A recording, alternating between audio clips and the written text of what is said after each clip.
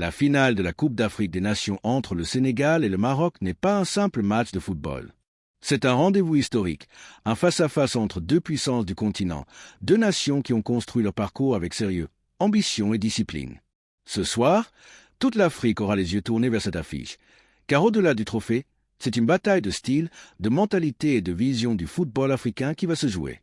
Le Sénégal arrive dans cette finale avec le poids de l'expérience et la confiance de ceux qui savent désormais comment gagner les grands matchs. Les Lions de la Teranga ont montré tout au long de la compétition une maîtrise collective impressionnante. Ils n'ont pas seulement gagné, ils ont convaincu. Solides défensivement, organisés tactiquement, capables d'accélérer quand il le faut et de gérer les temps faibles avec maturité, les Sénégalais ont démontré qu'ils sont arrivés à un stade où chaque détail est maîtrisé.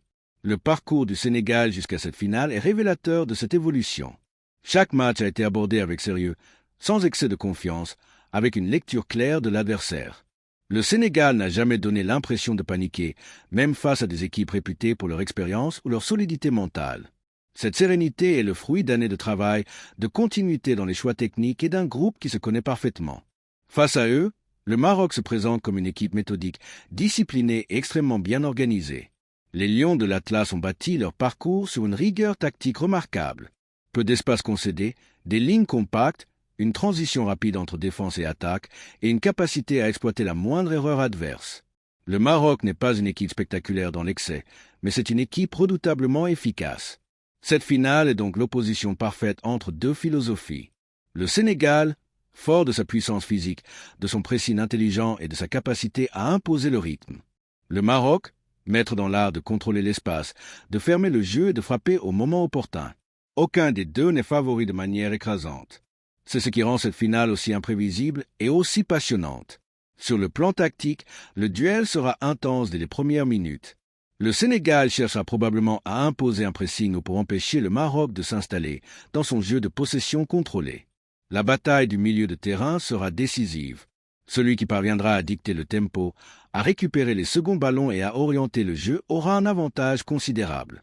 Le Sénégal possède des milieux capables de répéter les efforts, de casser les lignes et de soutenir les attaquants.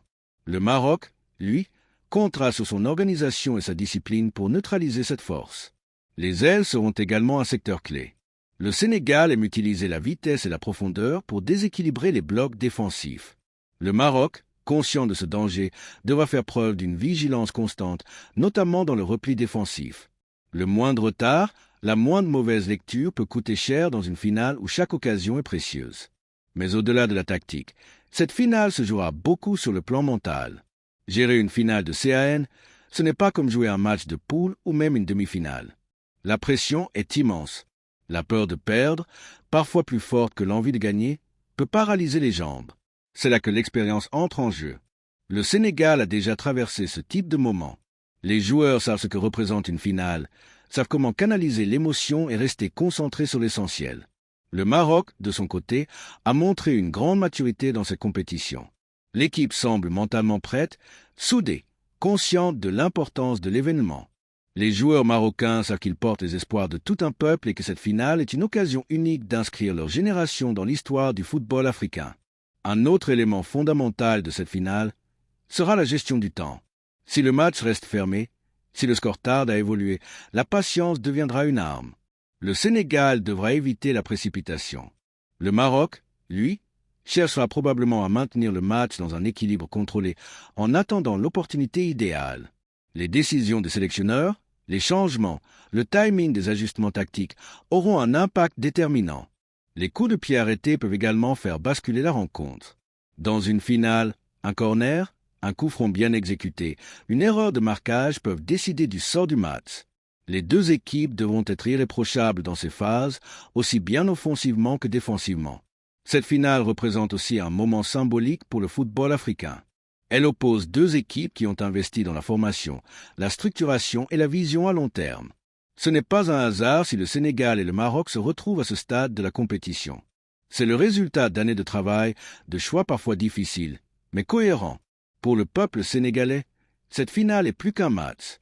C'est une source de fierté, un moment d'unité nationale, une occasion de montrer au monde que le Sénégal est désormais une référence du football africain.